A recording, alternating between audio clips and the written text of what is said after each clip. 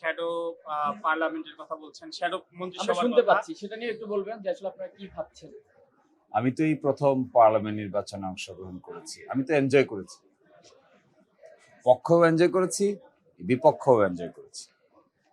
আর যখন আমি দেখলাম যে জনগণ আমাকে সাপোর্ট করে নাই, যাকে সাপোর্ট করেছে তাকে আমি অভিনন্দন জানিয়েছি, তার বাসায় গিয়েছি। আমি সবসময় চেয়েছি একটা কনস্ট্রাকটিভ গঠনমূলক রাজনৈতিক চর্চা হোক। কে বিজয়ী হলো আর কে পরাজিত হলো তার চাইতেও বেশি গুরুত্বপূর্ণ হলো রাজনীতিতে পরিবর্তন দরকার, গুণগত পরিবর্তন দরকার। নেতৃত্বের চিন্তা চেতনায়, কর্মে, কথনে, বলনে, আচরণে, জ্ঞানে, প্রজ্ঞায় বড় ধরনের পরিবর্তনের সূচনা হওয়া দরকার। আমি মূলত এই কারণেই গিয়েছিলাম নির্বাচন করতে। আমার ধারণা তার কিছুটা হলেও আমি করার চেষ্টা করেছি। ডেন্টিস্টের পরামর্শ নাও নতুন কোলগেট অ্যাক্টিভ সল্ট। আর দ্বিতীয়টা হলো, আমরা যে পরিমাণ আসন পেয়েছি, ওয়েস্টার্ন ডেমোক্রেসিতে শ্যাডো গভর্নমেন্টের কনসেপ্ট আছে। ম্যাচিউর ডেমোক্রেসিতে শুধুমাত্র যে দল ক্ষমতায় যায় তিনিই দেশ চালাবেন, ব্যাপারটা এরকম নয়। যারা ক্ষমতায় যান না কিন্তু কাছাকাছি থাকেন, তাদের দায়িত্ব আছে রাষ্ট্র পরিচালনার ক্ষেত্রে গুরুত্বপূর্ণ ভূমিকা পালন করা। আপনি দেখবেন দুইটা জোটের ভোটের পার্সেন্টেজগত দিক হিসাব করলে খুব বেশি ডিফারেন্স না, মাত্র 2.17% ডিফারেন্স। অর্থাৎ বড় একটা অংশের জনগণ একটা জোটের উপর আস্থা রেখেছে, আর বড় একটা অংশের জনগণ আরেকটা জোটের উপর আস্থা রেখেছে। এই প্রেক্ষাপটে আমি মনে করি যারা এখানে ভোট দিয়েছে তাদেরও প্রত্যাশা আছে, তাদেরও আশা আকাঙ্ক্ষা আছে। সেই জন্য যারা সরকারে যেতে পারে নাই তাদের ভূমিকা খুব কনস্ট্রাকটিভ হওয়া প্রয়োজন, এবং আমরা এটা একে একে আপনাদের সামনে এই কনস্ট্রাকটিভ ভূমিকা কেমন হবে তা আমরা প্রকাশ করব। আমরা এটাও চেষ্টা করছি যেন আমাদের মধ্য থেকে একটা ল মিনিস্ট্রি যখন গঠন হবে তার ছায়া কিভাবে হবে, একটা ফরেন মিনিস্ট্রি যখন গঠিত হবে তার ছায়া কিভাবে হবে, একটা ফাইন্যান্স মিনিস্ট্রি যখন গঠিত হবে তার ছায়া কিভাবে হবে, একইভাবে কমার্স মিনিস্ট্রি যখন গঠিত হবে তার ছায়া কি হবে, স্বরাষ্ট্র মন্ত্রণালয় যখন গঠিত হবে তার ছায়া কি হবে। আমরা সংশ্লিষ্ট ব্যক্তিবর্গকে দায়িত্ব দিয়ে এগুলো সুনির্দিষ্টভাবে কনস্ট্রাকটিভলি সাহায্য করা এবং ক্রিটিসিজম করা।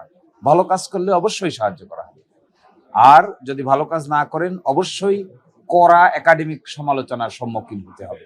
এই ধরনের ব্যক্তিবর্গকে দিয়ে আমরা টিম গঠন করে প্রতিটা মন্ত্রণালয়ের এগেনস্টে, বিশেষ করে বড় বড় মন্ত্রণালয়গুলির এগেনস্টে আমরা এই ধরনের টিম গঠন করে ওয়াচডগ বা অবজারভেশন করার জন্য দায়িত্ব দিব। একই সাথে আমরা চেষ্টা করব ভালো কাজ যদি তারা করেন তাহলে অ্যাপ্রিসিয়েট করা, আর যদি ভালো কাজ না করেন, বেআইনি কাজ করেন, আইন ভায়োলেট করেন, ইচ্ছামতো কাজ করেন, যা ইচ্ছে তাই করেন, তবে আমরা তার বিরুদ্ধে সংসদে এবং সংসদের বাইরে গঠনমূলক সমালোচনা নিয়ে হাজির হব। এটার নামেই ছায়া মন্ত্রিসভা। আরেকটি বিষয় জানতে চাচ্ছি, উচ্চকক্ষ কিভাবে গঠন হবে এটি নিয়ে একটু ধোঁয়াশা রয়েছে। বিশেষ করে গণভোটের ইস্যুতে বলা হয়েছে যে আসলে প্রাপ্ত ভোটের পার্সেন্টেজ অনুযায়ী, আর হচ্ছে বিএনপি এখন আবার নোট অফ ডিসেন্ট আছে, তারা বলছে যে আসলে আসন কতগুলো পেয়েছে কোন দল, এর উপর ভিত্তি করে আসলে কি হতে পারে এটার ব্যাপারে আরেকটা প্রশ্ন, মানে শুধু উচ্চকক্ষটা একই সাথে গণভোট হয়ে যাওয়ার পরে এখন জুলাই সনদ বাস্তবায়নের নোট অফ ডিসেন্টের আসলে কোনো গুরুত্ব আছে নাকি সরকারি দল বাধ্য এটা করতে? দেখুন, এই ব্যাপারে কনফিউশন ক্রিয়েট করাটা জাতির জন্য দুর্ভাগ্য হবে।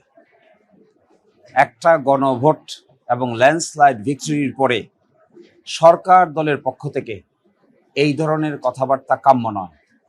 আমরা এক্সপেক্ট করি আমরা যেমন করে কনস্ট্রাকটিভ ওয়ার্ক করার জন্য প্রস্তুতি নিচ্ছি, সরকার দল free, fair, standard leadership show করবেন। এই স্ট্যান্ডার্ড লিডারশিপের একটা বড় শর্ত হলো যা আছে তা সঠিকভাবে স্বীকার করে নেওয়া। কেরিকেচার করে ব্যাখ্যা দিলে লিডারশিপের স্ট্যান্ডার্ড ঠিক থাকে না। লিডারশিপ এমন একটা মূল্যবান জিনিস, এটাকে 9-6 দিয়ে বোঝাইতে গেলে এটা ক্ষতিগ্রস্ত হবে, এই লিডারশিপের উপরে কলঙ্ক হবে। এই জন্য আমি যেটা সুস্পষ্টভাবে বলা আছে এটাকে বাড়তি ব্যাখ্যা দিয়ে অযথা পেঁচানোর তো কোনো অর্থ নেই। দেখেন, আপনারা গণভোটের একটা প্রশ্ন ছিল, আগামী জাতীয় সংসদ হবে 2 কক্ষ বিশিষ্ট। জাতীয় সংসদ নির্বাচনে দলগুলোর প্রাপ্ত ভোটের অনুপাতে 100 সদস্য বিশিষ্ট একটি উচ্চ কক্ষ গঠিত হবে। এবং সংবিধান সংশোধন করিতে হলে উচ্চকক্ষের সংখ্যাগরিষ্ঠ সদস্যের অনুমোদন দরকার হবে। এই ব্যাপারে জনগণ হ্যাঁ বলেছে। এখন ওনারা ডিসেন্টিং দিয়েছিলেন 17 অক্টোবর, এই আইন হয়েছে 13 নভেম্বর। 13 নভেম্বরে এই আইন যখন পাশ করা হলো, তখন আজকালকার সরকারি দলের পক্ষ থেকে বলা হয়েছিল যে তারা প্রতারিত বোধ করছেন। তাদের এই ডিসেন্টিংটা জুলাই সনদ বাস্তবায়ন আদেশে আর কার্যকর থাকে নাই, না থেকে সরাসরি জুলাই সনদ বাস্তবায়ন আদেশে এসে এই প্রশ্নটা জনগণের কাছে জিজ্ঞাসা করা হয়েছে। জনগণ হা উত্তর দিয়েছে। যদি হা উত্তর জনগণ ওনারা মানেন, তাহলে ওনাদের দায়িত্ব হলো অবশ্যই ভোটের আনুপাতিক হারে 100 সদস্য বিশিষ্ট উচ্চকক্ষ গঠন করা।